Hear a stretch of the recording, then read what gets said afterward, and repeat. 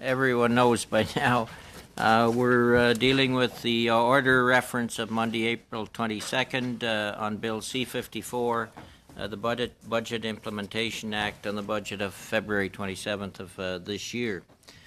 We've quite a number of witnesses this afternoon, and we're starting a little late. And we have a hard stop tonight at 5:30. Sometimes we can go a little beyond, but anyway, we can't tonight. So in any event, we will ask witnesses to try and hold their remarks to 5 minutes, and we'll shorten up the question times for members as well, so we can get as much done as possible. Starting then with, as an individual, Annie McEachern, I know a colleague of mine from Prince Edward Island. Welcome, Annie. Thank you. Good afternoon, Mr. Chairman and committee members. Thank you very much for having me today to discuss the amendments to the excise tax, specifically around medical cannabis. I am here today because I fear for my rights as a medical cannabis patient and for all patients who choose cannabis. I have been actively involved in following the process of Bill C-45 and Bill C-46 to ensure the rights of medical cannabis patients aren't being forgotten. I have watched hours of committee meetings on Parleview and CPAC. I have hosted public discussions in Prince Edward Island. I have written letters to members of parliament, to senators, and I've met with local MLAs, MPs, and senators, and of course, patients. Despite my best efforts, I am still here fighting for safe and fair access to a treatment that I have been prescribed by my doctor. My goal in speaking with you today is to fill in some of the gaps in the general understanding of medical cannabis, to inform you of the obstacles medical cannabis patients face, and of how the additional excise tax will only further its inaccessibility. The myth that non-medical users will pursue their license to access medical cannabis to save $1 a gram is simply false. The ACMPR program is not convenient or a less expensive way to access cannabis, especially when retail stores will be a legal option. Medical patients are required to order their prescribed cannabis online, as it is not available in storefronts. The shipping costs vary on the licensed producer, but it ranges from $10 to $20 per shipment. Logically, it would make sense for patients to fill their prescription in one order to avoid multiple shipping costs per month. But many patients are living on one income or with financial assistance and have families to support. According to CFAM, 1 in 5 patients can't afford to fill their full prescription, let alone pay all of their prescription in one pay cycle. This statistic aligns with the anecdotal research that I've done through my advocacy work with patients across Canada. I'd like to take a moment to break down the costs associated with medical cannabis for you. A gram of cannabis can vary from $4 a gram to $17 when it comes in dry herb form. A typical prescription is 3 grams a day. We will say that on average, patients pay $10 a gram. What many people forget is that patients then have to consume their cannabis. Many doctors recommend that patients use vaporizers to eliminate certain health risks associated with combustion. A quality vaporizer will cost the patient no less than $75. The only alternative to inhaling cannabis currently available to patients is sublingual oils, which are on average $100 per bottle. Simply put, healthier options for medical cannabis patients are cost prohibitive. Medical cannabis is the only prescribed medicine subject to HST and GST. In addition to that, it is not covered by the generic drug plan, and there's only one insurance provider who will be offering limited coverage for specific diagnoses like cancer, HIV, and rheumatoid arthritis. This is a great start, but it's not enough. With the opioid epidemic wiping our country, I would be remiss not to mention the recent studies that have showed a decrease of opioid prescriptions in regions that have legalized non-medical cannabis. This in turn resulted in fewer deaths from opioid overdose. If I may, I would like to quickly share a story with you. A friend of mine, a young woman in her 30s, struggled with an addiction to opioids and benzos for 10 years of her life. She was recently diagnosed with MS just 2 years ago. With the help of cannabis, she has been able to stay away from opioids despite living every day in chronic pain. At a recent visit to the hospital for day surgery, she was offered opioids for the pain. She declined, explaining her past to the nurses. Not everyone in that situation would have been strong enough to say no. I believe that the current cost of medical cannabis and the costs associated with it, in addition to the excise tax, will not only drive medical cannabis patients out of the ACMPR program, but I believe it will drive them back to the black market or potentially to opioids. Despite the benefits of purchasing cannabis from a medical producer, for many Canadians, cost is the bottom line. Rather than taxing medical patients, I urge the government to please explore a different approach to taxing recreational users. We should be supporting those who have made the choice to use cannabis as a treatment as much as the patients who choose to use pharmaceuticals to medicate. Thank you very much for your time. Thank you, Annie. Turning then to Beer Canada, Luke Harford, President. Welcome, Luke. Thank you, Mr. Chairman, and thank you, members of the committee, for the opportunity to appear here today. My name is Luke Harford. I am the president of Beer Canada, a national voice for beer. I appreciate being able to come here and explain the beer industry's concerns with Part 3 of Bill C-74. Beer Canada has 50 plus Canadian beer companies as members. Some are large, some medium in size, and many are small. And together they account for 90% of the beer manufactured in Canada and cover all 10 provinces and one territory. Part 3 of Bill C-74, the Budget Implementation Act, proposes to amend the Excise Act 2001 to introduce an excise duty framework on cannabis products. The federal government has structured the excise duty framework on cannabis to coordinate with the provinces and keep taxes on cannabis products low. The government aims to keep the tax on cannabis low, to keep prices low, and encourage sales through legal market channels. Bill C-74 proposes a flat 25-cent excise duty per gram of cannabis product as the federal portion, with plans to later introduce a 75-cent per gram portion that will go to the province or territory. Beer Canada's views this tax proposal as low in the context of current taxation policy and given the evidence in the United States. Evidence from the U.S. indicates that the price of cannabis will fall as larger volume cannabis producers come on stream and get up to capacity, while industry analysis of the recreational market in Canada also show that cannabis prices will drop by half with legalization. In Colorado, since 2014, recreational marijuana excise tax revenues have grown by 540%, with the state having increased its marijuana sales tax from 10 to 15% in July 2017.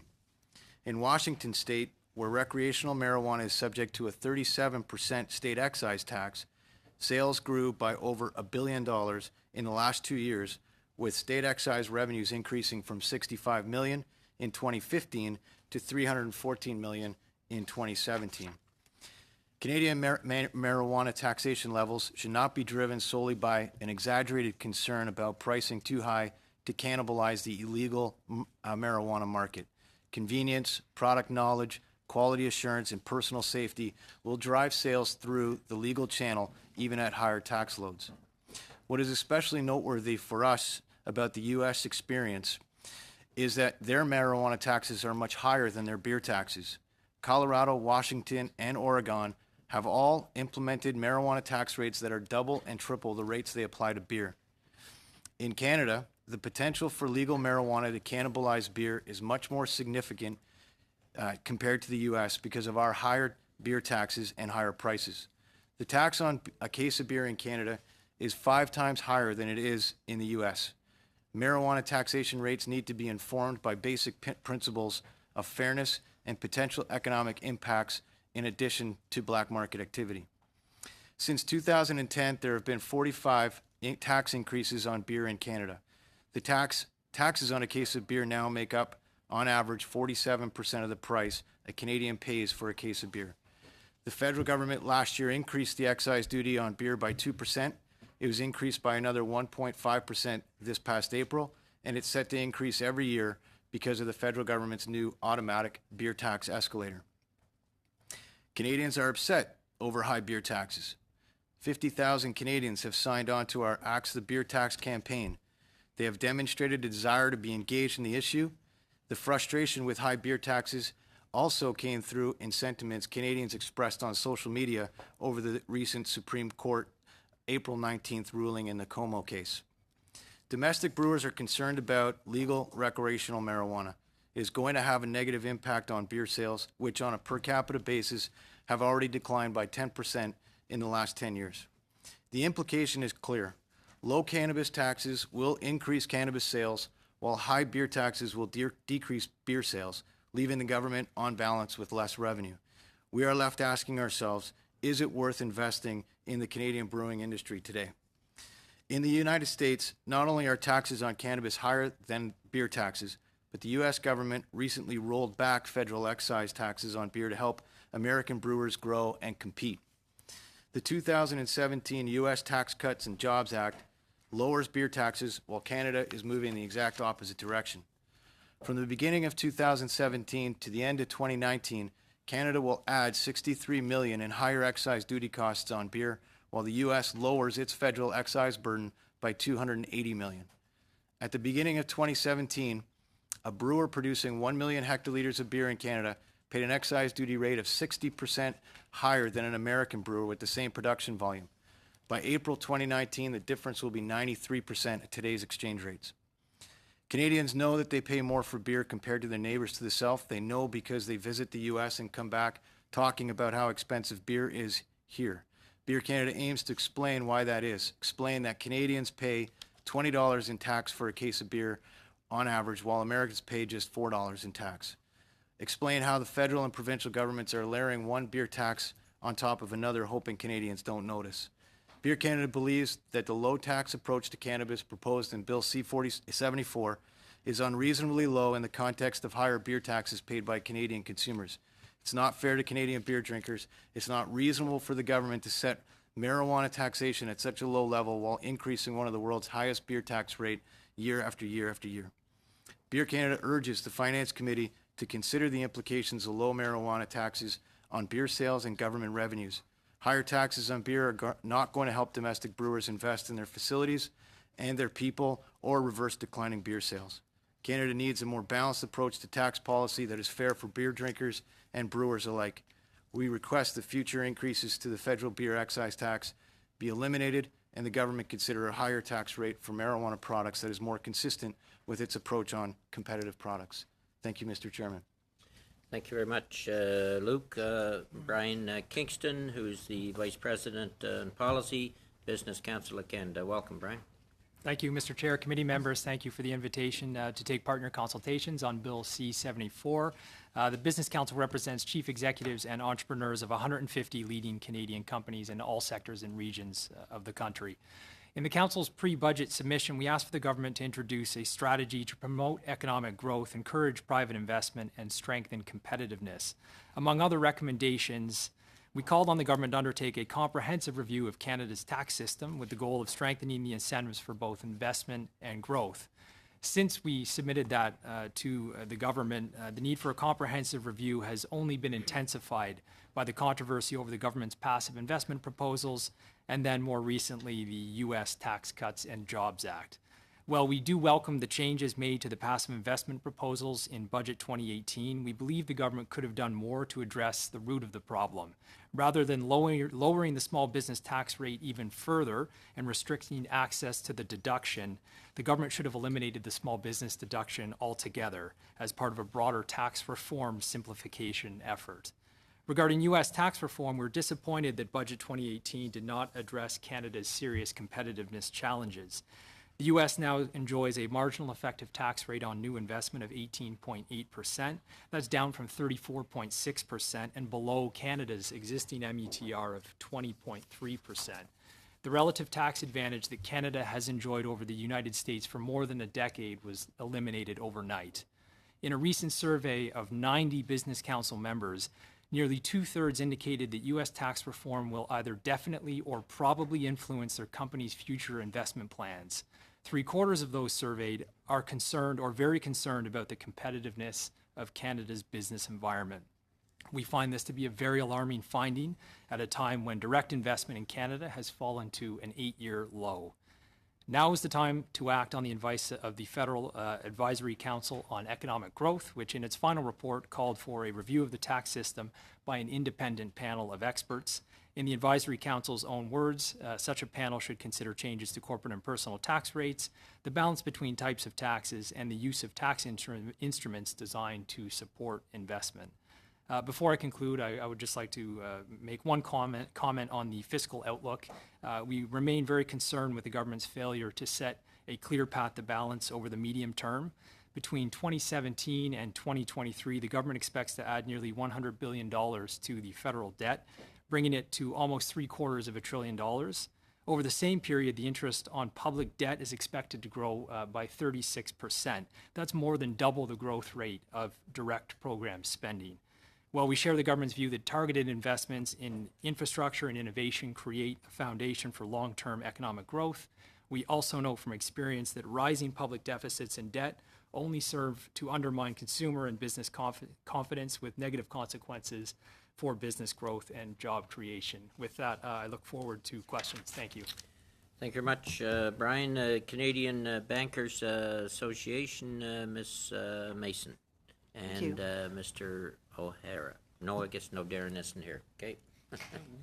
Oh, yeah, you got a different name. Oh, Darren there. Sorry, Darren. Mr. Hanna. I'd like to thank the committee for inviting us here today to discuss Bill C-74. The CBA always welcomes the opportunity to share our perspectives on legislation before Parliament. The CBA is the voice of more than 60 domestic and foreign banks that help drive Canada's economic growth and prosperity. The CBA advocates for public policies that contribute to a sound, thriving banking system to ensure Canadians can succeed in their financial goals. This afternoon, we will focus our comments on Part 6, Division 16, which contains amendments to the Bank Act. Given the dynamic nature of today's financial services market, updates to the legislative framework are critical to ensure the framework is responsive to the evolving needs and expectations of consumers. The amendments in Part 6, Division 16, are as a result of the consultation process which the government undertook as part of the regular review of the federal financial sector framework. We are pleased to take your questions on the Bank Act amendments and other sections of the legislation that pertain to the banking industry, including cybersecurity. Over the last several years, consumer demand has produced a dramatic shift in the financial services landscape. Today, consumers expect safe and convenient access to banking services 24 hours a day, in real time, from anywhere in the world. In response, banks in Canada continue to innovate and develop new technologies to provide better products and services to their customers. The Internet brought online banking into homes and offices, and mobile is now eclipsing that technology. Everyone with a smartphone has a bank in their pocket. Banks have mobile apps which are constantly updated with new features. A thumb scan can now verify your identity. An e-transfer is a quick and simple way to send money to a friend. And a check can be deposited by snapping a photo. Over a few short years, the number of Canadians using mobile banking has grown dramatically, with 44% of Canadians using it in 2016, up from a mere 5% in 2010. In fact, more than 2/3, 68% of Canadians, now do most of their banking digitally, using online and mobile banking. Clearly, Canadians are embracing technology in banking, and we believe the legislative framework that supports financial services must be modernized to reflect this reality. Banks are strong proponents of an open, competitive, and innovative financial services sector. There is already an impressive number of fintech startups in Canada that have brought expanded competition and customer choice in areas such as payments, investing, and budgeting. Currently, there are barriers in the Bank Act that restrict certain types of relationships among banks and fintech companies. These include lengthy regulatory approval processes and restrictions on the type of investments that banks can make in fintech. For example, if a fintech has a small line of business in something other than financial services, say a food delivery service, bank investment is restricted because that company offers a non-banking service. In terms of regulatory approval process, it can take months, an eternity for fintechs. This can deny fintechs access to brands, customer reach, and partnerships that banks can offer. It can also push innovative Canadian fintechs to other countries. Many of these current barriers to collaborations between banks and fintechs were imposed at a time when fintechs were not even conceived of, and when technology was not as fundamental to banking products and services as it is today. These barriers are outdated in a world where technology is integral to financial services, and they inhibit innovation. If passed, Bill C-74 will ease many of the existing barriers in the Bank Act and will allow for greater collaboration between banks and fintech companies. In addition, the Bank Act framework needs greater clarity regarding the nature of fintech activities in which banks may engage in-house. Even more fundamental is the need to update references to the types of relevant technology in the Bank Act, such as sites, platforms, and portals, since the current language in the statute is quite outdated. Canadian consumers will benefit by having new channels of distribution, as well as new applications, products, and services. Fintechs will have access to banks for capital, funding, distribution, and advisory needs. These provisions will also bring Canada more in line with other jurisdictions around the world that are actively encouraging growth of their fintech sectors. In conclusion, the proposed amendments in Division 16 will encourage greater collaboration between fintechs and banks, and if passed, Bill C-74 will foster innovation in financial services, promote competition, and ensure consumers have access to better products and services. We look forward to your questions. Thank you very much, Ms. Mason. Canadians for Fair Access to Medical Marijuana, Mr. O'Hara, President and CEO, and Mr. Zayed, Founder and Advisor. The floor is yours. Mr. Zayed will start first. Thank you, Chair, and to the Standing Committee for the invitation to appear here today. My name is Jonathan Zayed, and I'm the founder of Canadians for Fair Access to Medical Marijuana, commonly known as CFAM. And I'm a medical cannabis patient myself. I will introduce CFAM briefly and then pass it off to James, the President and CEO. CFAM is a national nonprofit organization which has successfully represented medical cannabis patients since 2014. With a membership of over 20,000 Canadians, the organization has emerged as the thoughtful, grassroots voice for medical cannabis in the nonprofit advocacy space. We are also joined by a coalition of nonprofit organizations who are also recommending the elimination of tax on medical cannabis.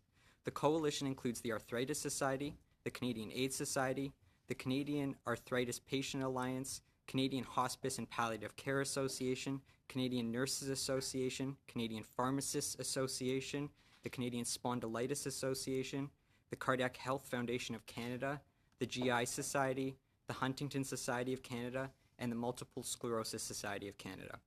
Affordability of medical cannabis remains an urgent crisis for the majority of patients. Insurers rarely cover the cost of medical cannabis, meaning the majority of expenses are paid out of pocket. The reason we are before you today is to discuss Bill C-74's proposed application of sin taxes on medical cannabis, which, if passed, will be detrimental to the 269,000 Canadians using cannabis for medical purposes. We are calling on you to support the rights of sick Canadians and drop the proposed excise tax on medical cannabis. Now I'll pass it off to James. Thank you, Jonathan. Hi, my name is James O'Hara, and I'm the President and CEO of Canadians for Fair Access to Medical Marijuana. I'm also a former bank vice president who is now a medical cannabis patient. I have a number of conditions which I successfully treat using medical cannabis: focal seizures, osteoarthritis, and asthma. The use of medical cannabis in my life has been utterly life-changing. I truly mean life-changing. I've been able to reduce the number of seizures I have by about 80 to 90%, and my overall quality of life has increased dramatically, and I'm far from alone in my experience. Today, over 250,000 Canadian medical cannabis patients get relief from symptoms from various conditions and illnesses, including chronic pain disorders, arthritis, insomnia, MS, Crohn's disease, epilepsy, just to name a few. Yet fully 60% of these patients cannot afford their full dose. It's already out of reach for them. What we've heard from patients are some very important points, and that is they're making very difficult life choices. Many say they will source from the black market. They feel they have no choice. And even if there's an element of product safety risk, they will still do so. Some have dipped into their savings or used their credit lines to pay for medicine. Others say they will go without or just go back to using opiates, which are covered by insurance, just to get some relief from their pain. Keep in mind that this is a medicine whose cost is already significantly burdened by HST, and it shouldn't be. Other medicines in Canada are zero-rated and not subject to any tax. These patients are already struggling to finance the cost of their medicine and even putting themselves and their families in financial jeopardy. And frankly, in a country like Canada, this is completely unacceptable. Yet today, the government is considering adding another tax for medical cannabis patients, an excise duty, or what is commonly described as a sin tax. Let's just understand and remind ourselves for a minute what a sin tax is designed to do. A sin tax is imposed on items whose use is deemed harmful to society, such as alcohol and tobacco. It's primarily designed to disincentivize use. For medical cannabis patients, cannabis is harm and symptom reducing, not harm creating, and does not fall into these categories whatsoever. Moreover, sin taxes are designed and used to discourage consumption, something a medical cannabis patient has absolutely no choice over whatsoever. Think about this for a minute. A sin tax on medical cannabis patients is imposed to deter use. That's effectively discouraging sick Canadians from using their medicine, and that makes no sense. And go back to what I said earlier. Medical cannabis patients are already significantly burdened and are struggling to pay for their medicine. And that makes no sense. This proposal puts their medicine out of reach even further. Struggling patients can't understand why, when they're doing their very best to take care of themselves, that the government would propose to tax their medicine and treat it like alcohol, tobacco, or gasoline. To disincentivize the responsible management of someone's medical needs makes absolutely no sense, and applying a sin tax to medicine is completely out of line with our collective moral beliefs and principles as Canadians. This is a reason why every jurisdiction in the United States has both medical and recreational cannabis systems, either partially or fully exempts medical cannabis from taxes. Germany takes it a step further and mandates insurers cover the cost for patients. It's also very important to highlight that the 269,000 patients utilizing Health Canada's ACMPR medical cannabis program today are people who are using health care provider authorized medical cannabis products, which are not considered to be prescription medicines and therefore would not be exempt from excise tax. This means that these Canadians will potentially face unfathomable and increased costs post-legalization due to the new taxes being placed on their medicine.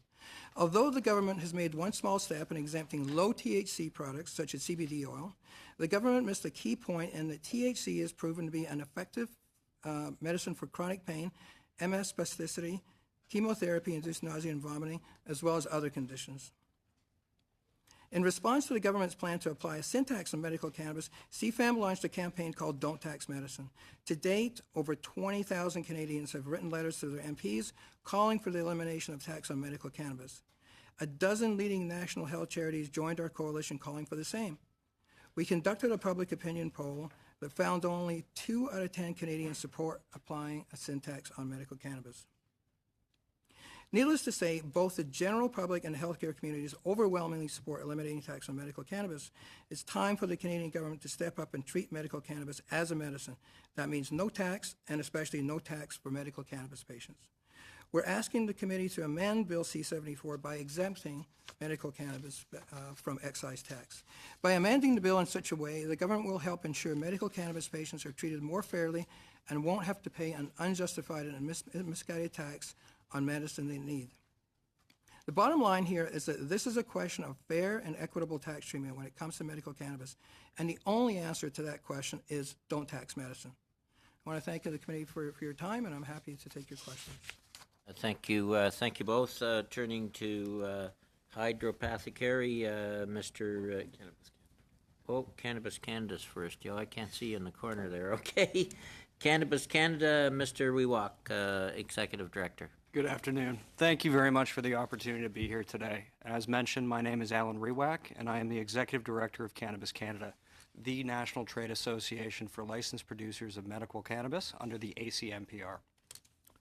Our group has recently undergone a very profound and positive transition at our recent annual general meeting. Just 3 weeks ago, the members of the Cannabis Canada Association, the Canadian Medical Cannabis Council, and Canopy Growth Corporation agreed to unify to create one central stakeholder voice for our sector, which we will operate on a go-forward basis as the Cannabis Canada Council, or C3. I'm very pleased to say that our strengthened and large organization can now confidently say that we represent the vast majority of licensed producers in this country, including large-scale major producers, mid-scale producers, and emerging licensed producers. We believe this common and inclusive framework will be a significant asset to policymakers such as yourselves as you look towards the further regulation and design of our growing industry. We are collectively committed to investing heavily in Canada and building up great jobs in the long term in the communities we operate in. This is something that we anticipate will escalate significantly once C45 comes into force and is fully implemented. As part of this commitment to building up Canada, we are not opposed to the application of tax on adult consumer use cannabis, despite the challenges that a new taxation regime imposes on a nascent regime. But we're proud to play our part. That being said, our members, both large and small, are deeply concerned with the application of excise tax as a sin tax to medical cannabis. While we recognize and appreciate the very positive efforts of the federal government in seeking to exclude high CBD, low THC products from taxation, we believe the ratios offered in this budget are overly prescriptive and will work against our common interests of providing fair access to medicine for Canadians. Instead, considering the fiscal risk of harm for legitimate medical patients, some of whom are here today, that the taxation regime proposed will entail, we would propose that we instead adopt a collaborative and iterative approach to this issue. Specifically, C3 would recommend that all taxation on medical cannabis be deferred for a minimum of 1 year.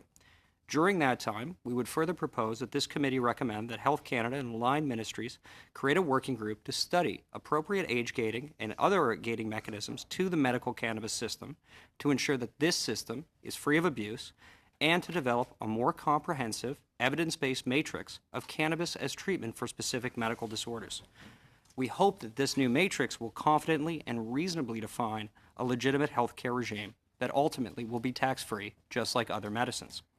We believe this approach will give us the information we need to get the medical system right while preserving and respecting the needs of medical patients.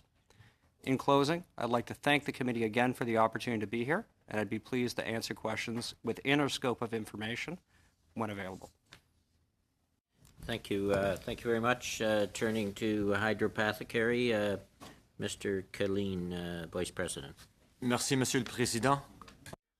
Thank you, Chair. As an introduction, my name is Pierre Killeen. I'm Vice President of Government Relations at Hydropathicary. Hydropathicary is an authorized cannabis producer, medical cannabis producer. We're located in Gatineau, Quebec. We were the first authorized producer in Quebec, and currently we are the only authorized producer in Quebec who is able to sell medical marijuana. As of April 11th, we announced that we are the privileged producer for Quebec, thanks to an agreement with the Société des Alcools du Québec. It's a pleasure for me to appear before this standing committee on questions related to Bill C-74. We'd like to thank committee members for this chance to speak to you, and we'd also like to thank the hundreds of thousands of Canadians who argued for the right to consume medical cannabis in Canada. Without their efforts, we would not have a legal medical cannabis industry in Canada. Today, I will limit my remarks to Part 3 of the bill with regard to excise tax on medical tax. The economic impacts of this measure on our industry.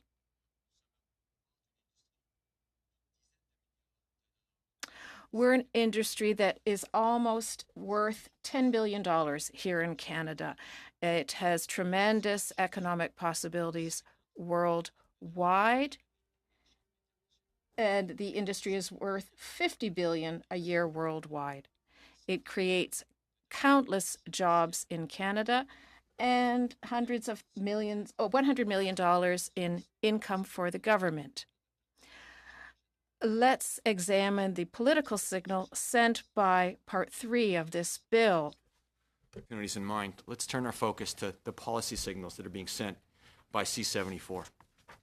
When it comes to adult use recreational cannabis, the excise tax duty that will be imposed on cannabis will be either greater of $1 per gram or 10% of the price of the product. This price should allow legal adult use recreational cannabis to compete with illicit black market cannabis, which operates a very sophisticated market, which sells and delivers cannabis online to Canadians with the tap of a mobile phone. Bill C-74's approach to recreational cannabis sends positive public policy signals to Canadians into the cannabis industry. It says that we are committed to ending the illicit black market. We commend the government for setting the initial excise tax at this rate. When it comes to cannabis for medical purposes, Bill C-74's decision to impose an excise tax on cannabis consumed for therapeutic purposes sends the wrong policy signals. The committee's heard from patient groups and others about the real-life consequences of this decision on Canadians. Let's focus our comments on the consequences of this decision for Canada's cannabis industry. Medical cannabis, as we said before, is going to be a multi-billion-dollar industry on a global level. Recent estimates have pegged this at $55 billion a year by 2025. The therapeutic benefits of medical cannabis for chronic pain relief, cancer, arthritis, and other conditions are really just starting to be understood. Interest in the therapeutic properties of cannabis is driving investment and research by cannabis companies, by the pharmaceutical industry, and by wellness industries in Canada and the world over. At the present time, Canada's cannabis companies are at the forefront of this industry. The prohibitions facing cannabis companies in the United States provide us with a first mover advantage opportunity to create leading companies on a global level. It should also be noted that Canada's approach to medical cannabis is far different from that in the U.S., and that many experts are of the opinion that our approach to medical cannabis will be the one most likely to be emulated in other parts of the world. The world is watching what we're doing. At this stage, the policy signals we need to send to medical cannabis companies, to investors, and to the world is that Canada supports medical cannabis. Building a world-leading medical cannabis industry means a number of things across a number of public policy domains. When it comes to the fiscal domain, it means incentivizing people to stay in the medical cannabis stream and not discouraging them from doing so. A healthy domestic market is needed in order to drive a healthy export market. It's tough to find successful exporters and businesses with weak domestic demand. The challenges facing our clean tech sector are evidence of this challenge. In conclusion, we would recommend that Part 3 of Bill C-74 be amended to remove the excise tax on cannabis purchased for medical purposes. Merci, Monsieur le Président. We'd welcome the opportunity to respond. Okay, thank you all for being as short and concise as you could be. We will, I think we'll drop back to 6-minute rounds and see where we are after the first 4. Mr. Graywall. Thank you, Mr. Chair, and thank you to the witnesses for coming today. Very much appreciated. Mr. Harford, you were saying that that if depending on the price of marijuana, there will be a reduction in beer consumption. Is there actual empirical data to back that up, or is that just an assumption? The evidence out of the United States is starting to come in. We've seen a decline in beer sales in the state of Colorado of 4.4% since recreational marijuana came on, and just in February there was news reports of in Aspen, Colorado, that recreational marijuana sales have now surpassed beverage alcohol sales. So I think it's becoming more and more conclusive that there is a direct competition aspect to this, and just the discussion even in the media. There was a CIBC report that came out in the Globe and Mail this morning saying that that marijuana sales, recreational marijuana sales in Canada will surpass spirit and wine sales within the next 2 years, type thing. So I think certainly from the brewer's perspective, it's Does it mean that your industry is gonna, like, people aren't making a choice necessarily between marijuana and buying beer? I mean, that's in my humble opinion, an assumption that you're making.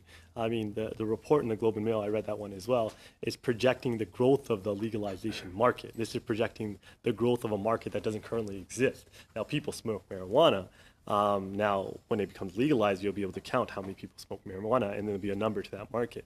The one question I did have is that even though there's a decline in consumption of beer, which is similar to the United States, because even in the United States, there was a 1.8% decrease in consumption of beer last year.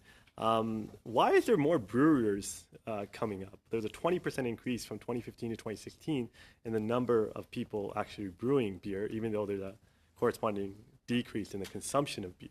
So why are people putting money into a shrinking market? Yeah, and it's a great question, and there's a variety of reasons for it. One of them is that governments have recognized that the model is broken, and so they've tried to structure it so that they can incentivize people to bring capital into the brewing sector. But what they've got is they've got different levels. So you got small brewers that have a tax advantage versus the larger brewers, and so you see a lot of companies coming in to the sector and investing, and that's great. It's great for the category. But none of them are saying that their taxation rates are low and need to be increased. They're all saying they're suffering from too much tax, and it's going to hurt their investment going forward. Nobody ever says that they're suffering from too little tax, but point well noted. Does anybody from the cannabis industry have any data or evidence to suggest that with the legalization of cannabis, that there is a corresponding decrease in cannabis users buying beer? There is no data available that indicates that, to my knowledge. At the end of the day, this is a very different product category. Consumers will choose to use it. There is a lower incident of harm, a lower rate of addiction, lower risk of car accidents, et cetera. We see it as a totally different product category, and the comparison to the beer industry, respectfully, is a little different, because you guys will have greater and remain having greater advertising flexibility. You control more elements of the supply chain, such as the Ontario Beer Store, brewers' retail distribution. These are avenues that won't be available to us. We are selling to Crown agencies who will retain the majority of the profit. That profit will be invested in schools and hospitals at a provincial level, and this is a choice consumers will make. Thank you. My next question is for the Canadian Bankers Association. Thank you for coming. When it comes to fintech, how many of the companies are now looking at digital currencies and cryptocurrencies? I mean, that's got to be a big place in the fintech world. And how are Canadian banks and your member organizations adopting to that? Well, I can't speak to the degree to which fintechs are looking at cryptocurrency. They're not members of the CBA, but clearly it's an emerging issue. There's increasingly you're seeing some usage around the world. It's an emerging area, though. There's no regulatory space around it right now, so it's something of an unknown. But it's something everybody's studying. Thank you, Mr. Kingston. Welcome back to our committee. It's always good to see you. You spoke about competitiveness, and obviously there's been a lot of chatter around the uncertainty of NAFTA, the uncertainty with the administration down south, their recent corporate tax changes. I don't think anybody's going to disagree with you that there is an issue, or on Bay Street, that people are very concerned about Canadians' competitiveness. However, the numbers don't suggest that there's still been strong GDP growth last year, strong job growth numbers last year and this year in the first quarter. What do you think? I mean, obviously NAFTA, if that settles well, do you think that there'll be a reflux of capital coming into Canada? Yeah, thank you for the question. On the numbers point, absolutely, you're right that 2017 was a very strong year for the Canadian economy, both in terms of GDP and unemployment numbers. But what we're concerned about is the forward-looking outlook. So right now you see that GDP growth will moderate to around 2.1%. And according to the Barton Advisory Committee on Economic Growth, our long-term GDP potential is around 1.5% a year. So we think we're coming off a bit of a high from last year. We're also worried about some of the more recent data on FDI into Canada, for 2017 showed that we're actually at an 8-year low. So we think that there's a worrying trend, and I mentioned some of the survey data, which is forward-looking, which shows that a majority of our members see U.S. tax reform as probably or definitely having an impact on their investments in Canada. So we're quite worried looking at survey data that's forward-looking. You're absolutely right, though, that NAFTA plays a huge role in that, and it's hard to decipher between U.S. tax reform and NAFTA, and only time will tell. I hope that if NAFTA is resolved, that will restore some certainty. For example, if you're a company thinking about investing in Ontario and your intention is to export goods to the U.S., I think right now you'd be thinking twice about that until NAFTA is resolved. So hopefully, if it's resolved shortly, that will help some of this, but we still think competitiveness is a serious issue and tax reform needs to be addressed. Thank you all. Turning to Mr. Albas. Thank you, Mr. Chair, and thank you to all of our witnesses for being here today. I'm actually going to just continue along the same line of question as Mr. Grewal. First of all, I believe it was either Marshall or it was Keynes that said that oftentimes in economics you'll have two different forces that come together, one being, in this case, NAFTA, the other one being tax reform, and cuts like a scissor. And it really doesn't matter which blade hits first or the hardest, it eventually cuts. And so would you say that right now that the tax reform and the lack of competitiveness may be the worst of the two? Or should we be advocating to the government to look at things like the capital cost allowance as a way so we can see more investment? Because I think they're at an 8-year low. Yes, tax reform is definitely having the most immediate impact because it was passed, it's in force, and companies right now are staring at marginal effective tax rates that are significantly different between Canada and the U.S. NAFTA is more of an uncertainty that creates going forward, but we know from speaking with member companies that tax reform in the States is having an immediate impact on investment decisions in Canada. And Mr. Grewal also raised job numbers. The PBO said that since last October, when they came for their quarterly report, they reported that 60% of the jobs that were created were actually in the public sector, and that the reduction in the unemployment rate actually had to do with more people leaving the workforce or the labor market. Are those things concerning to you? Absolutely. I mean, we want to see a vibrant private sector in Canada, and we want to see policies put in place that support that and support the growth of companies into global champions. Yeah. Mr. Harford, just in regards to it, my understanding is that when you add a higher price to anything, whether it be taxes or an input, that means that there are less people to purchase at a particular given price. So if your industry is on a permanent escalator tax, and you see excise tax going up while competitors are actually reducing theirs, such as the United States, that means there's less consumption for your product right off the bat, not even to say whether or not there's a marijuana legal market for it or not. That's right. As I mentioned in my remarks, we've had 45 tax increases across the country on beer.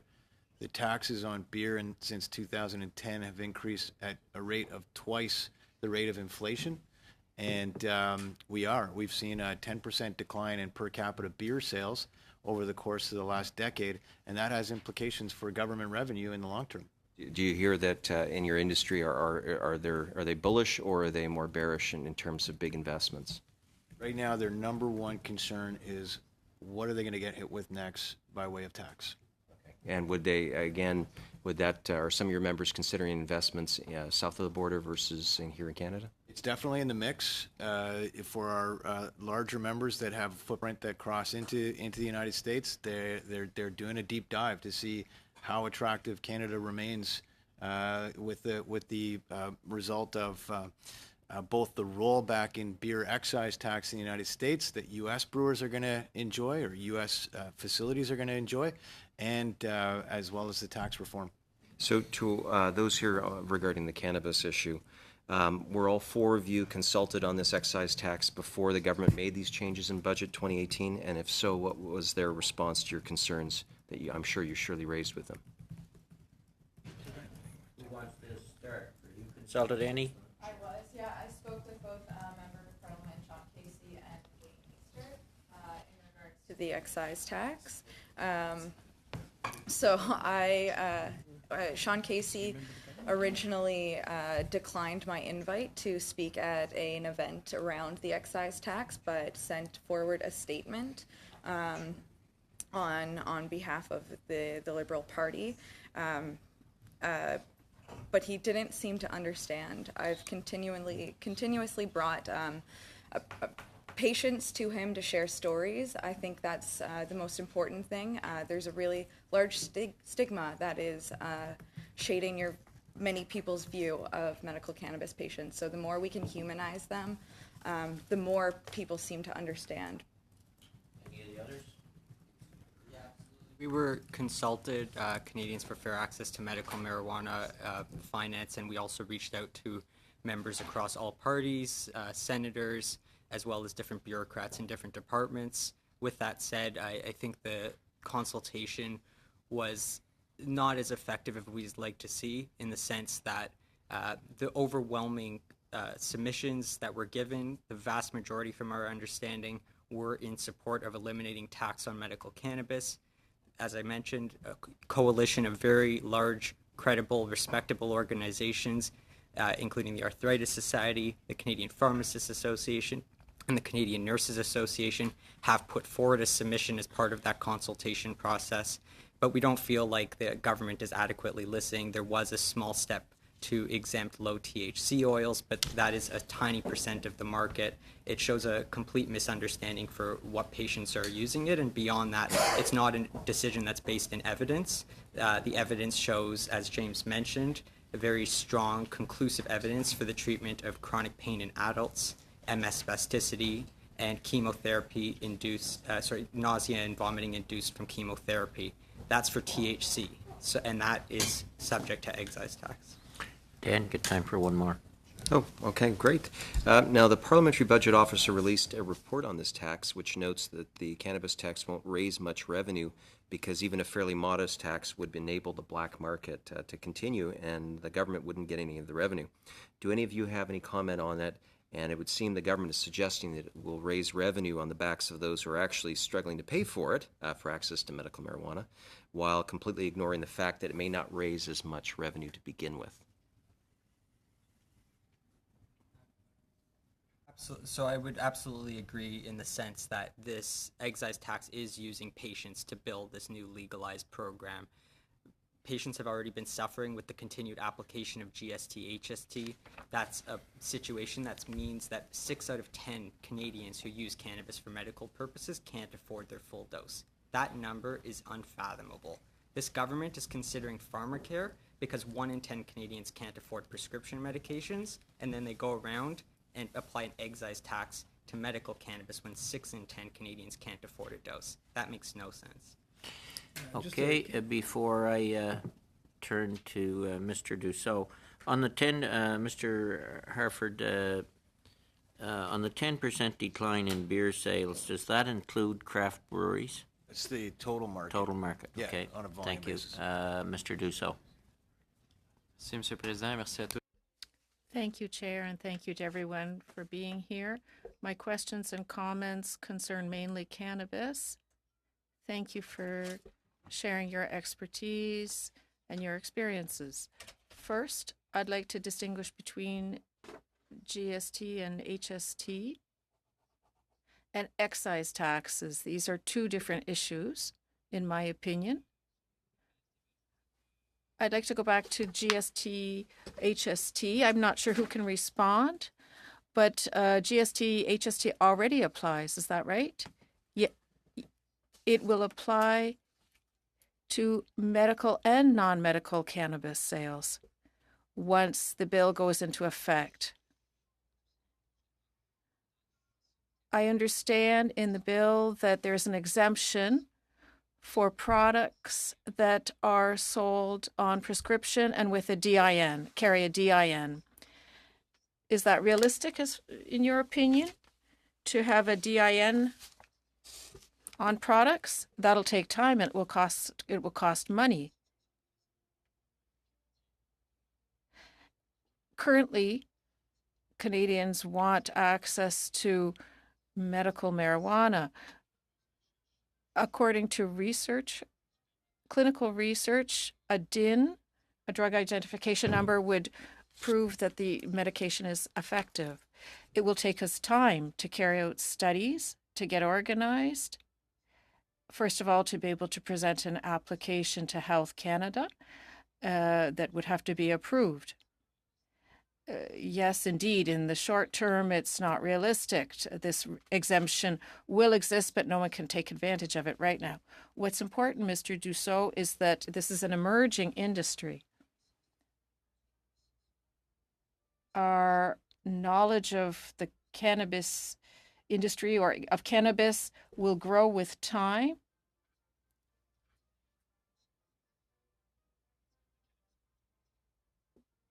But we can't currently offer cannabis as a medicine. We already have products that have less than 0.3 THC. So we can offer that type of product to Canadians. But a whole host of pains and illnesses affect patients, and the THC a THC of less than 0.3% will not necessarily help them. So the DIN and the limit of less than 0.3 THC don't really seem pertinent for you. If we talk about excise tax now, what I consider to be the other major issue, you'll be asked to have a producer's license issued by the CRA as a cannabis producer. The main issue, as far as I'm concerned, is that how can a producer discriminate between medical and recreational marijuana? Do you know businesses that will be producing both types of products? For example, that have a medical license and a recreational license. As you know, our industry is very regulated. Currently, we're preparing to obtain a license for excise tax. We are ready to meet legal obligations. Mr. Warrack, or others perhaps? Can you tell us about the price difference? Has anyone done an analysis on this between medical cannabis today and medical cannabis once the bill goes into effect? Do you have an idea of the difference in price right now and the difference in price once the bill is in effect? Unfortunately, we just don't know because we don't have the systems fully in place and supply agreements are still being formed and adult consumer use sales networks being finalized. What I can say in a generalized fashion is I would anticipate medical cannabis to be slightly more affordable than adult consumer use cannabis. We expect different product categories to sell in the adult consumer use marketplace as opposed to the medical. But the implication of excise tax, in addition to HST and GST, will significantly add to the cost, perhaps by 25% to medical production. Now, we can, through the ACMPR, ship directly to patients, and that gives us some efficiencies to keep costs low. Ultimately, it would be cheaper for us to simply apply excise tax to all products. It's easier from a production standpoint, but ethically it's wrong, and we won't do that to patients. So we would rather have a more complicated system from our production standpoint, because the patients are what made us what we are today, and they will continue to support us, and we will not forget them. Ce serait réaliste et possible. So it would be realistic and possible for a producer to sell both types, that is, to discriminate between the two types, medical marijuana, which would then not be subject to excise tax. Mr. Killeen, is that realistic? We offer medical cannabis to Canadians through online sales. We already have a system in place to offer this type of service to our medical patients. However, we'd have to have the excise tax system for the recreational clients. It will be more expensive for us, but we're well aware of our obligations towards Canadians who consume medical cannabis. Without them, we wouldn't be here today. Pierre. Mr. McLeod. Thank you, Mr. Chair, and thank you to all the presenters. Some very good discussion here today, and I'm certainly learning a few things. I represent the Northwest Territories, and regarding freight costs, I wanted to say we run our alcohol distribution through a liquor commission in Northwest Territories, and the cannabis is going to be run through the same commission. And we already have a lot of controversy over subsidizing the price of alcohol. When we have alcohol landing in a far north community and it's cheaper than what it is in the south, we have a lot of people raising eyebrows. And I think we're going to have the same problem when it comes to cannabis. But I don't have the same concern when it comes to medical marijuana, because I know the benefits of the use of medical marijuana. I got a couple of questions. First of all, I understand the tax issue. We're looking at not having any sort of tax, no GST, no HST. We'll treat this as a prescription drug rather than an over-the-counter drug, right? I'm assuming that's where we're going with this. So that's my first question, if you could respond to that. And the second question, I want your opinion on the conference that was held in Toronto at the end of the month, at the end of April, where physicians talked about they had the discussion on if marijuana should be, if it becomes legal for all, should doctors continue to prescribe it?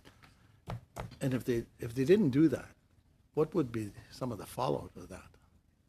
And there's a number of you that focus on, maybe I can get Ann to respond, and the Canadians for Fair Access and the Cannabis Canada to talk about the issues. Who wants to start? Canadians for Fair Access? Sure. So on the first question of prescription versus the over-the-counter, in Bill C-45, it proposes for the medical cannabis system as it stands today, as described by Cannabis Canada and Hydropothecary, to continue as is, largely moving into legalization. This will mean a distinct medical cannabis system from non-medical, where patients still have to go to their healthcare provider. They still have to go through that assessment to ensure that they are suitable for the use of medical cannabis and there's no risks in doing so. And then they get their products shipped directly to their homes. This is a distinct medical cannabis program that largely operates what I consider to be similar to an online pharmacy, where it's still a prescription-like document that's sent and used for medical purposes only, and that will be totally distinct. So this is what we're saying should be exempt from taxation. When it's used for medical purposes on the basis of a healthcare provider's authorization, it should be treated like every other medicine that is based on a doctor's authorization, and they are all exempt from tax. On the second question you had, this, I believe you're referencing the CCIC conference. I was a speaker there, so I attended this as well. CFAM has been advocating for a distinct medical cannabis system for the reasons we highlighted today. Patients have unique needs. It's, I think, irresponsible to suggest that patients, some of who have serious medical conditions like MS, like cancer, to go and simply self-medicate through a recreational cannabis store. That makes no sense. That's not a safe way for someone to integrate cannabis into their health plan, especially when they have other medications they're using. I would also note that over 11 or 12,000 Canadian physicians have currently authorized cannabis for medical purposes. The number keeps going up, so I just haven't seen the latest market data the past month. But this is a number that's growing month over month significantly. So I hear the CMA's concerns, but with that said, patients are very clear, the courts have been very clear, and every other or most other associations that represent different health authorities, such as nurses and pharmacists, have recommended a distinct medical cannabis system. Okay, has anybody else got anything they want to add to that? Or Michael, you get time for one more question. Mr. Chairman, I support the legalization of marijuana, mainly because I want to see it out of the hands of children. In the North, we are seeing too many children getting their hands on marijuana. It's out of control in some places. And now that I know that it'll decrease opioid use and it'll decrease alcohol use, I'm even more in support. But there was something mentioned today by Beer Canada, so I want to ask those of you that are focused on the cannabis that legalizing the marijuana will cut the prices by half. I didn't hear that before, and I'm just wondering if that's something that's, I would assume is. As we scale up, that's a very ambitious target, and the United States is not an accurate comparator just because of our high regulation of production is a little different than the way they do it. We have added costs. That being said, as we scale up, there will be a reduction in price over time, but that won't, to be blunt, that won't be absorbed by the end consumer in many cases. What that will do is increase tax revenue to our provincial partners as they sell and distribute. There will ultimately be a rationalization of price just with any new industry, and at that point we can always look at the taxation system in the future to ensure that our government partners always receive fair revenue. Okay, with that, we'll turn to, unless Beer Canada has anything they want to add to that discussion, you're okay, Mr. Kelly. Thank you. And to Mr.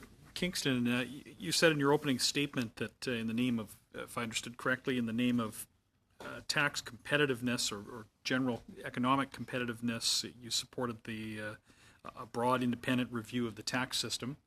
Now we're studying today Bill C-74, which among other things will implement certain aspects of changes to the taxation of private corporations. I'd like you to maybe, you didn't comment on that much in your opening statement, or I'm not sure if you touched it at all. Is there anything you'd like to say about that? Yes, absolutely. Thank you for the opportunity. We're happy with the changes that were made to the original proposal on passive investments.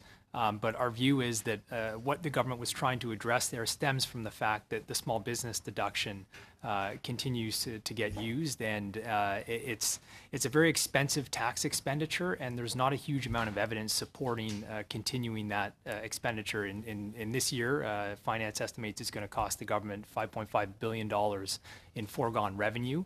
So rather than further complicating the tax system with more changes trying to restrict access to that deduction, why don't we take a broad look at the tax system, broaden the base, lower rates, and get rid of inefficient tax expenditures such as the small business deduction. We think that's a more reasonable approach to this. How would you go about establishing this broad-based? You wanted an independent body to do this? Exactly. I think an independent body composed of people from the private sector and tax experts who could get together and look at the tax system in its entirety and provide a report to the government and hope that there would be actions on what that committee recommends. I think that's the best approach at this point. Okay. And on the federal budget overall, the continuation of the deficit you touched on, how much would be added to the deficit over the short term, coming off of what was indeed to many a surprisingly positive year, and yet no closer to a balanced budget. When ought decisions be undertaken to balance a budget, if not during times of relative growth for the economy?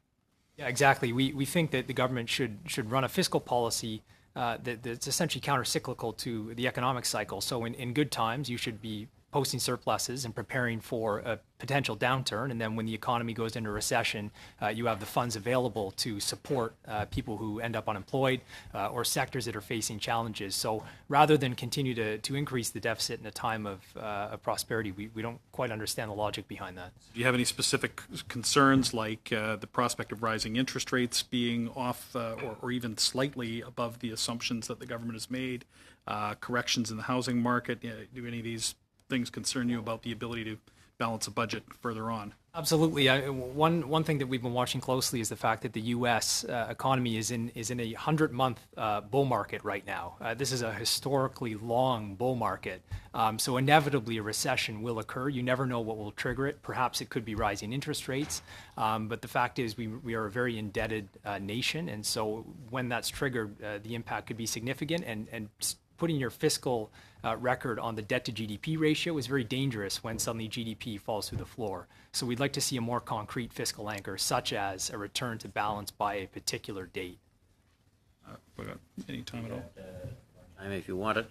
Just We can come back to you again. a quick question then to Beer Canada on the excise escalator. If I heard you correctly, you're rather down on that, I imagine. Is there any other comment you'd like to make on that?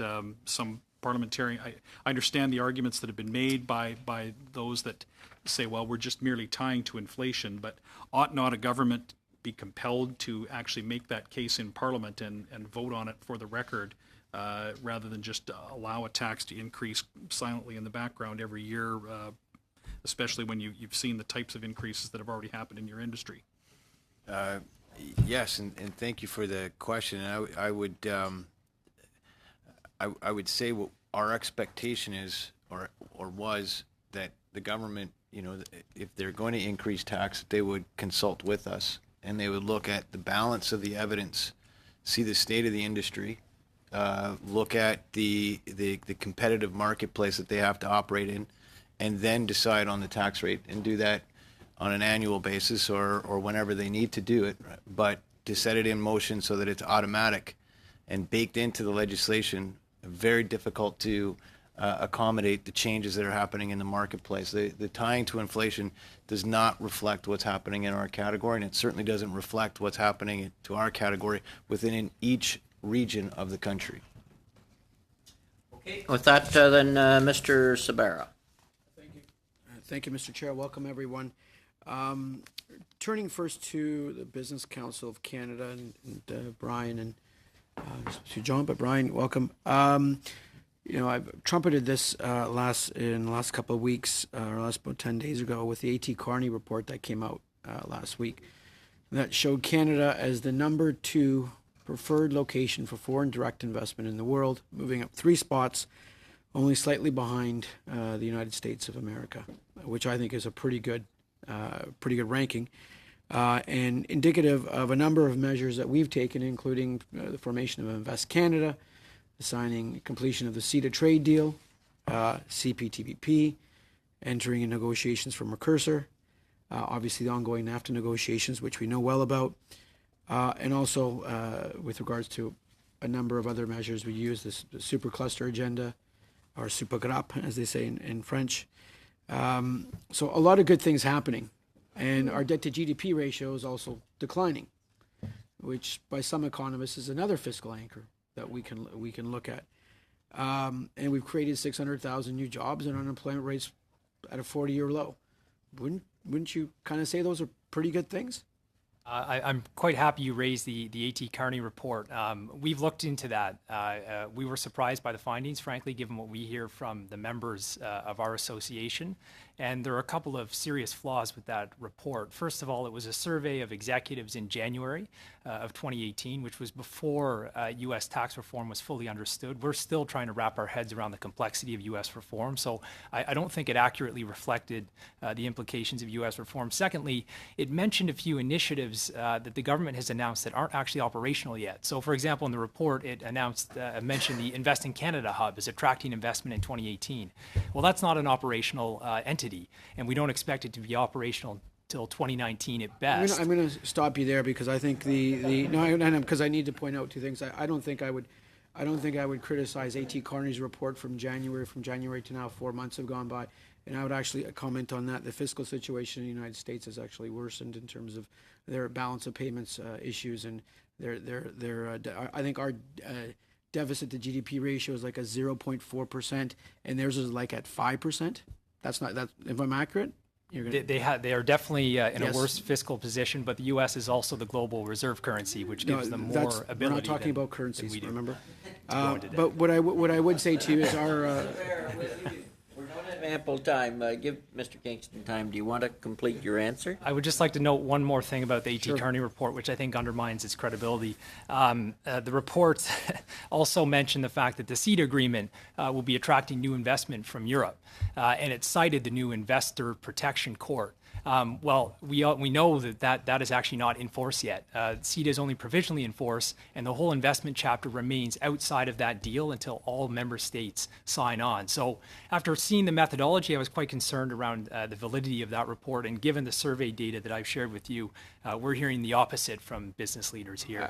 I think that's entirely inaccurate, and I think if you look at the Toyota's $1.4 billion investment in Canada, which was announced last week, which I think is a sign of what foreign participants and domestic participants are doing in our economy and our job growth, which is 600,000 jobs in the last 2.5 years. I think that's pretty darn good, and I think if you put that up against any economy in the world, they'll do well.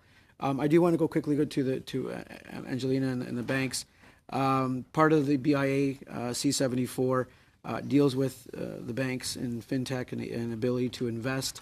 Has that provided enough flexibility at this point in time for the banks? Because look, fintechs don't have OSFI for a large extent. They don't have capital requirements. They don't there's a ton of compliance measures that they don't operate under. At this moment in time, are you content with the way the regulatory structure is going? We're pleased with the changes. It's provided the clarity and flexibility to support innovation and fintech collaboration. Of course, we're going to continue to watch this space because it continues to evolve, but we are pleased with the changes that have been put before us. Okay. Thank you, Chair. You've still got time. Oh, just okay. Going back to Angelina, then within the bank framework, we will have a review, and it was in the bank in terms of doing the separation of with regards to the Bank Act. Do you see any issues there from your members?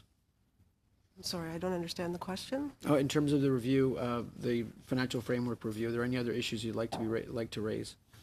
Oh, not at this time. I mean, the Bank Act review will be phased, so this is phase one. Yes. And there are other ones, and so we'll need to see what's being proposed before we're in a position to respond to it. Of course. Go ahead. Luke, and you and I have chatted several times. I know you cited some statistics from Colorado. In a past life, I covered a couple of all the global beer giants, actually, including Molson Coors. And for a long time, U.S. beer consumption had been declining due to the global financial crisis, and beer volumes have been soft in the United States for several years, A, owing to the impact of the global recession, B, owing to the impact that people were generally moving to different types of alcohol, call it, the hourglass, you move to the top or you move to the bottom, and a lot of beer brands are being squeezed in the middle. That's something we need to point out. Yes, you're going to have competition from marijuana. I understand that, but at the same time, there are a number of other trends that have been impacting beer volumes, both here in Canada and the United States over the last decade. Is that correct? Yeah, absolutely, that's correct. I mean, I even say that, coffee and tea, Starbucks and David's Tea are competition for the pocketbooks of Canadians, and it is a trend in the United States, and it is a trend here. It's forced the beer industry to innovate. Absolutely, and I think the point that I would like to make is we're ready and willing to compete. It's just the level of taxation and that going up and increasing every year isn't putting us on any stronger of a footing than if we had a more balanced approach. Thank you all. Just while we're on Francesco's on the CBA, this bill, and you mentioned it under Division 16, it does renew the sunset provisions for the Bank Act, the Insurance Companies Act, and the Trust and Loan Companies Act to 5 years after royal assent. So that means there won't be really a parliamentary review. What's your view on that? At this time, while the formal reviews were conducted, there was over the last 2 years, there will be continued work in this area. Our understanding is that there'll be further revisions, one through the Budget Implementation Act and supplementary amendments that could be done through that. So while the formal review process is not continuing, there still is consultation occurring.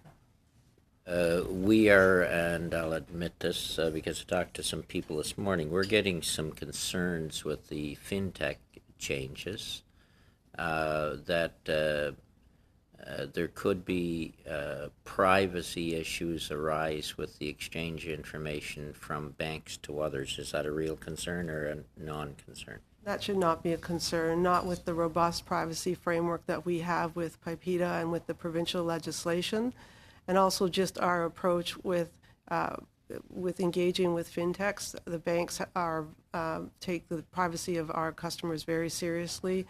If we were to have any situation where a consumer is referred to a fintech company, it would be with clarity of what information is being collected and with full and transparent consent.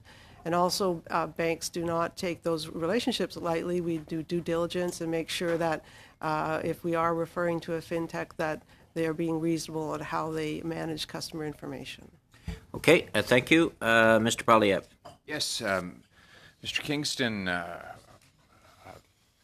friend Mr. Cervera wasn't happy with some of the facts you were sharing with him. So at the risk of further displeasing him, I'm going to ask for some more of those facts. To start with, what are the hard numbers on foreign investment in Canada this year as compared to prior years? So we don't have 2018 data. The most recent data is from 2017 balance of payments. StatsCan released this in March of this year, and FDI in Canada was at $33.8 billion, which is actually an 8-year low for FDI in Canada. In nominal or real terms? That's in nominal terms. In nominal terms. So if you took into account inflation, it would be even worse. Yes. There's also a massive increase in Canadian investment in the United States. I understand it's up 66%, while American investment in Canada is down 50% over the same time period. So our money is leaving, and we know that after money leaves, jobs go with it. What do you think is the major cause of the decline in investment in Canada? I think the major cause right now is U.S. tax reform and the serious implication that that has for a number of sectors. Secondly, though, I think there's the uncertainty factor, which I discussed a little bit earlier regarding NAFTA. And given that that is 76% of our exports go to the U.S., it is our overwhelmingly largest export market. Uncertainty around access to that market is definitely trimming investment intentions. Luskin and Chef chief economist David Rosenberg amassed all of the debt of households, businesses, and governments in Canada and found that it's 3 times the size of the entire Canadian economy, a ratio that puts us above Greece when you put all that aggregate data together. Do you worry what will happen to the Canadian economy as rates starts to drift up over the next several years? Absolutely. As rates go up, it will put pressure on Canadian households. It will also put pressure on governments at all levels that have elevated levels of debt. As those, I noted that the growth of direct spending on interest at the federal level is to increase by 36% over the budget horizon, and that's with using a relatively modest forecast for interest rates. If interest rates go up at a higher rate than anticipated, which is possible, you could see that growing far faster, which would put the federal government in a very difficult position. Actually, if you understated the problem, because if you I think you're using this year as the baseline for the horizon. If you use last year, we're going to go from $24 billion a year in interest payments to $39 billion a year in interest payments within 4 years, which is an increase of 66%, and that's money for which we as Canadians get absolutely nothing. The banks and the lenders will like it. Of course, they'll be getting more free money from taxpayers, but everyone else is worse off. I note that RBC, TD, and I think CIBC was the latest, raised their posted rate for 5-year mortgages. This will mean higher costs for Canadian borrowers, Canadian home buyers. And many economists linked that increase to the higher government bond yields. So government bonds are now paying, I think, a 7-year high. And so banks and other lenders can get more interest by lending to the government. So their demanding more interest when they lend to households. Do you see a connection between higher government debt and higher borrowing costs for Canadian households? No, I don't. I mean, the bank moves, and my colleagues from the Canadian Bankers Association may add to this, but bank increases in interest rates are largely driven by what the Bank of Canada is doing, and the Bank of Canada is trying to ensure that inflation stays within the target rate. So I see that as the main driver of interest rate hikes. Canadian Bankers Association want in? Well, the main thing I would just say is that, look, I mean, pricing decisions are done on an individual institutional basis. But look, I mean, borrowing remains very competitive. Canadians Canadians remain a very good credit risk. And by and large, I think from our point of view, I think that's really about all I need to say. That's all you want to say? That's fine. Mr. Polyev, you got time for one more. The level of household debt in Canada is the highest among highest it's been in since the records have been kept. Do any of the panelists have any information on what the expected increase in interest rates over the next 5 years will cost an average household? Do you want me to start? I mean, I don't have an answer to that specific question, but what I can say is that OSFI has put in place regulation. The biggest piece of household debt is typically a household mortgage. OSFI's put in place a stress test so that borrowers have to pass a stress test in order to qualify for a mortgage to deal with exactly that issue, to ensure that people are able to manage their debt in the instance that they face an increase in their interest rate, to deal with exactly that challenge. Okay, thank you all. Turning to Mr. Sabera, and then we'll come back to Mr. Dussault. Just a couple of comments, and then I'll go to the CBA. First off, the primary reason we have increasing interest rates is not due to an inflation issue. It's actually due to strong economic growth. And the economy, if you look at capacity utilization levels, and I can name probably 5 or 6 other statistics, performing very well for the economy. Wouldn't you kind of concur with that? I think that's what the Bank of Canada governor commented as well. Absolutely. I mean, the root cause of inflation is the state of the economy. So yes, I was just noting that the Bank of Canada sets interest rates based off the inflation rate. Well, based on inflation and how the economy is performing as well, I would say. To the CBA, a number of changes have been made to the housing market. I think it's been very prudent, most of the changes in terms of CMHC insurance levels, the stress test now being applied to low ratio and high ratio mortgages to the entire market, and the quality of the debt that we're seeing come onto the market, the quality that people are incurring. If you look at the FICO scores or the credit scores that people are generally been trending the right way. We are taking the prudential measures, as I would call them, for a housing market and for people to incur debt that can afford it and that have been stressed. Isn't that generally a characterization of what we're trying to do with all different agencies? Arrears rates remain very low. They're historically low, far lower than you see in the U.S. Canadians are historically very, very creditworthy borrowers, and they remain so. Done. Okay, Mr. Dussault. J'aimerais revenir à la question du cannabis.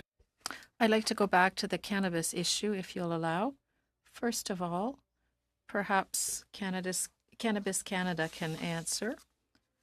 With the new framework to obtain a license as a cannabis producer, do you think the precautionary measures or the precautions are sufficient?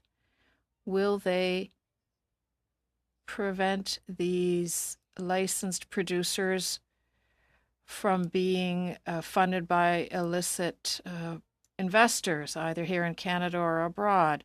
The Journal de Montréal and others have investigated some producers who were in fact funded by businesses, etc., tax havens. Do you believe the framework is enough to protect the recreational cannabis industry from shady investors? And I'd like to provide some clarification respectfully to that investment and those shady investors that I referred to. The money that was often quoted in the Montreal Journal was related to offshore trusts, and these are created for a variety of reasons, generally legal. But that is not what I'm here to talk about and defend. Really, the cannabis industry goes through the most vigorous licensing and dual regulation process of any industry in Canada. First of all of our members have to go through the full ACMPR licensing process. So they are investigated, their family members, anyone associated or with a controlling interest in said company is investigated deeply. They have to first pass that security check from the RCMP. They go through a dual regulation through the OSC or whatever stock regulator they operate under. Now, unfortunately, and I think this is an important point that has to be made, we can't be asked to prove that we're above board by breaking the law. And most regulators, stock market regulators, will require that we do not disclose the names of individual investors in companies. Now, those are passive investments as well and denote no control over the companies themselves. So I believe we are adequately protecting Canadians. We have the most vigorous system in the world, and I stand by it. OK, donc vous semblez satisfait. Sinon, sur... All right, you seem satisfied. Another question, perhaps, I think CFAM commented on it, the question of double taxation. I think beer producers are probably will be facing the same situation. Once excise taxes are paid, you mentioned they're 47% of beer prices. There will also be sales, GST, HST, sales tax on top of these excise taxes. Is this an obstacle to cannabis access? Absolutely. So today already 60% of medical cannabis patients can't afford their medicine because it's not covered by insurers, but it's also applied a very unfair HST, GST, which no other medications that have to have an authorization by a doctor are subject to. With that said, this new excise tax will be applied at the point of production, so the HST will be compounded. So it would be a double taxation, a compounded taxation on a medicine. So I think that's the really key thing, that patients, people who are suffering from extremely difficult situations, lots of the people we represent are on disability, they have no income and they're already suffering. So going forward and taxing them more is just going to make that suffering worse. Peut-être ce qui a été mentionné, je sais pas si c'était... Perhaps, I think you mentioned... Oui, ben, Madame McEachern, sur... Madame McEachern, I think you mentioned that the higher the price, the greater the risk that patients would turn to the black market, the illicit market. When it comes to taxing the excise tax, will this exacerbate the problem? So as CFAM mentioned, many of the patients that I've spoken to directly are underdosing. They're not even meeting their required or their prescribed dosage from their doctor. I don't think you would find anyone that are taking pharmaceuticals that are underdosing in order to afford their medication.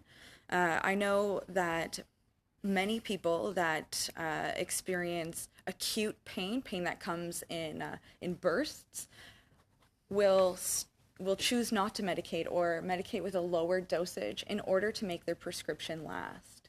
I know for a fact that the cost of my medication will increase approximately $200. That's depending on when I purchase oil or when I purchase dry herb. But the CBD versus THC exemption will not help me whatsoever. From my licensed producer, there's not one product that would be exempt from that. From the CBD not being charged. But I wholeheartedly feel that this excise tax will be sending medical patients to the black market. If I could ask, $200 over what period of time, and is that just the excise tax that you're thinking of? 1 month, and yes, it is just the excise tax. Okay, is there any other questions, Mr. Dussault, or if anybody has anything to add? We're down to the last few minutes. Mr. Dussault. Juste revenir sur la question des assurances. Let's go back to the question of insurance and the DIN, the drug identification number. In your experience, do you think it's absolutely necessary for an insurance company to reimburse the cost of a medication? In other jurisdictions, I think you mentioned Belgium or another jurisdiction, I didn't write it down, Germany. In Germany, insurance does cover the cost of medical cannabis. In Germany, it is medical cannabis an authorized medicine authorized by their drug authority? From my understanding, in Germany, it's not an authorized medication through their normal pathways. Medical cannabis is available through pharmacies on the basis of a doctor's prescription, and it is mandated to be covered for those who are on disability or welfare programs. So they do go a step further. With that said, a number of Canadian insurers have moved forward of covering medical cannabis, but with that in mind, it represents around 3 or 4% of the market who have any coverage, and only 50% of those 3 or 4% have coverage beyond 50% of their dosage. So really, we're talking about a tiny fraction of the market that has any coverage. Mainly, this is attributed to what's known as health spending accounts and benefits plans that allow for medical cannabis to be claimed, but typically only are capped at about $500 to $2,000 a year, which doesn't nearly represent a full dose that someone who has a chronic condition would need. So insurers can cover the costs. There's a number of reasons why they're not. But in that reality, I think it's even more prudent for the government to look at this issue. This is a simple and rational decision that the government can make to treat medical cannabis like every other medication, and especially in light of the lack of insurance coverage, this makes so much sense. If you're looking at equivalency with the pharmaceutical industry in terms of the DIN, there's also a lot of other factors in research and development, et cetera, et cetera. So it's not just as simple as it looks. What's the percentage of medical marijuana used that would have a DIN number now? It is very low. It's an extremely low percentage. The 269,000 Canadians are all using cannabis for medical purposes on the authorization of their healthcare providers, but that's not prescription medical cannabis. There's very few products on the market that are considered prescription cannabis products, and those are only indicated for very narrow conditions. But with that said, let me just remind this committee that the courts have been very clear. In the absence of a DIN, the Government of Canada still has to provide reasonable access to cannabis for medical purposes, and we believe that this is a reasonable approach to treating cannabis like a medicine, and that extends to taxation. Okay, final question and a short one, Mr. Albus. Yeah, well, hopefully it'll be short, Mr. Chair.